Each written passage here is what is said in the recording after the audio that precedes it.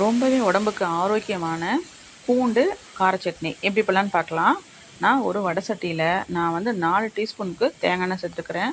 நல்லெண்ணெய் சேர்க்குறதா இருந்தாலும் சேர்த்துக்கலாங்க. இந்த மாதிரி ஒரு 20 பல் பூண்டு உளிச்சிட்டு அதில் போட்டுக்கலாம். போட்டுட்டு இது கூடவே காரத்துக்கு தகுந்த மாதிரி வரமிளகா போட்டுக்கலாம். நான் காஷ்மீரி சில்லி தான் போட்டிருக்கிறேன். நான் 3 வரமிளகா போட்டிருக்குறேங்க. இதை வந்து இந்த மாதிரி பூண்டு பார்த்திங்களா ப்ரௌன் கலராக வர வரைக்கும் நல்லா வதக்கிட்டு இது கூடவே 2 தக்காளி பழம் போட்டுக்கலாம். கொஞ்சமாக உப்பு போட்டுக்கலாங்க. உப்பு போட்டு நல்லா வதக்கிக்கலாம். ஒரு சொல புளி போட்டுக்கலாம். அது கூடவே கொஞ்சமாக கொத்தமல்லி இலையும் ஒரு கொத்து கருவேப்பிலையும் இது எல்லாத்தையுமே நல்லா போட்டுட்டு நல்லா அரைச்சி வச்சு ஃப்ரிட்ஜுக்குள்ளே ஸ்டோர் பண்ணி வந்து வச்சுக்கலாம் ஒரு 4 நாளைக்கு. ரொம்பவே சூப்பராக இருக்கும். இட்லி தோசைக்கெலாம் அவ்வளோ சூப்பராக இருக்கும் இந்த சட்னி. அதுவும் கேஸ் டபுள் பிரச்சனை இருக்கிறவங்களுக்குலாம் ரொம்பவே நல்லதுன்னு கூட சொல்லலாம். அந்த அளவுக்கு உடம்புக்கு ஆரோக்கியமான சட்னி. இதை வந்து நல்லா வதக்கிட்டு ஆற வச்சு அரைச்சி வச்சுக்கலாங்க.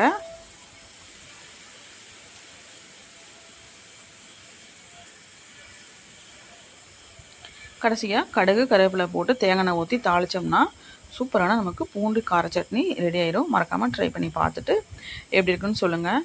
கஷ்டப்பட்டு சமைக்காமல் இஷ்டப்பட்டு சமைச்சோம்னா சுமாராக இருக்கிற சமையல் கூடி ரொம்பவே சூப்பராக இருக்கும்.